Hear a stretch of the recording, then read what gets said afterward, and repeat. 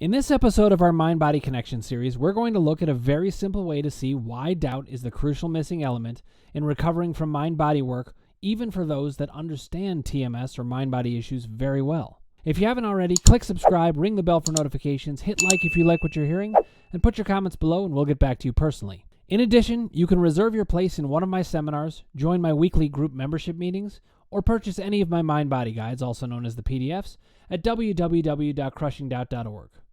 We now turn to the understanding that clarifies why doubt is so important to recovery. As you all know, I put doubt at the front and center of recovery from mind-body treatment, and I do so for many reasons.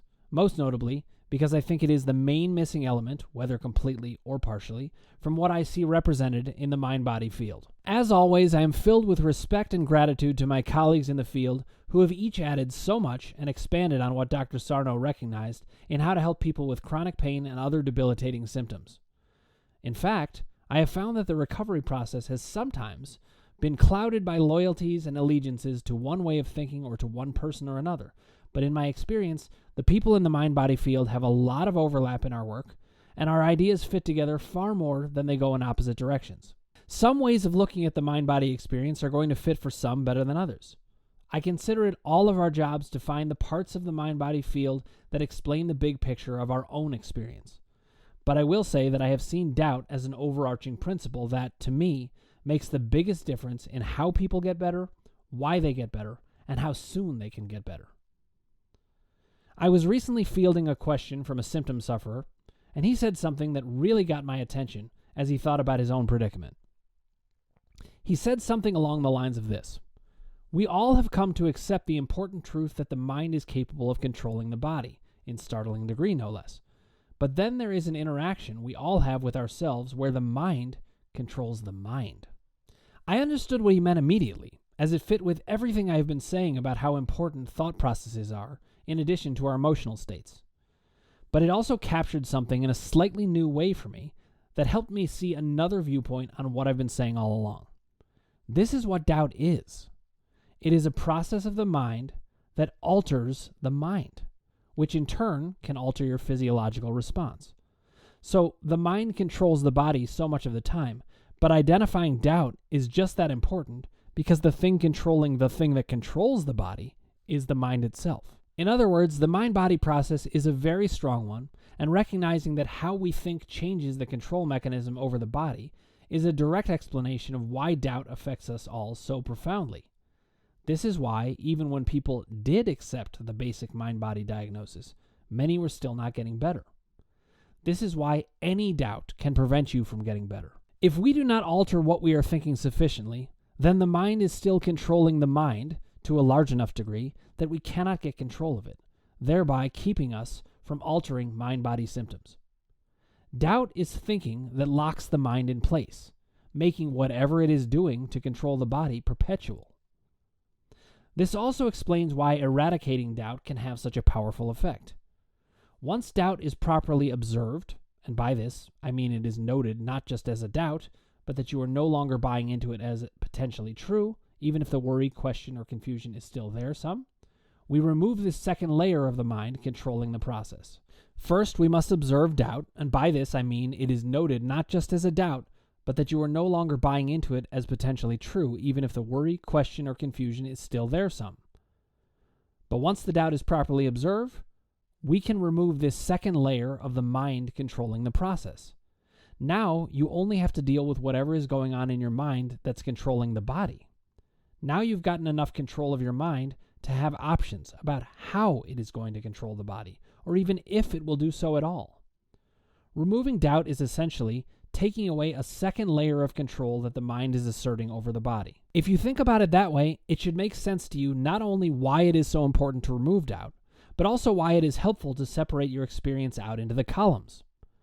The emotions column is an example of the single layer of control that the mind can create over your symptoms. When you do not want to process the emotional experience of the moment, which is why it remains unconscious, it gets expressed in bodily form. Your emotional life, a part of the mind, controls the body. But then doubt takes over. And why? Because a stronger defense is needed to keep things in place for longer. Your brain sets up a second layer of defense. Now, it isn't just that the mind can control the body, it's that certain thought processes can hide even this process from you and keep the mind from changing much at all in the first place. If this second process is not identified, you can look at how the mind controls the body all that you want, but you won't find much, because the primary experience that is happening is that the mind is controlling the mind, which controls the body. Now you've gotten moved farther from the source of the original crime, like someone who engages in money laundering. The source is now much harder to find, making it a more effective defense. This is why doubt is used so often by the brain. Not only is it a stronger, more disguised defense, but it has been getting away with murder because it is never even suspected.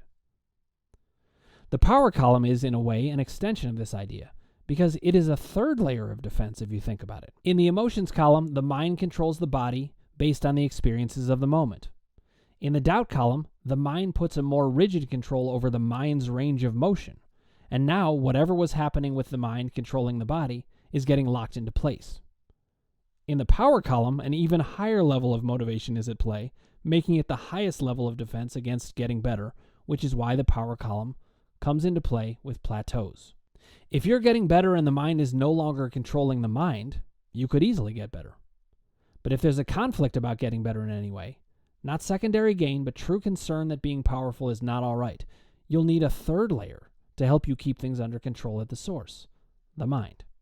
Now, even if you know your emotional life and have eradicated doubt, there's another reason that the mind can decide not to relinquish control over the body. It must obey the mind's orders with respect to power.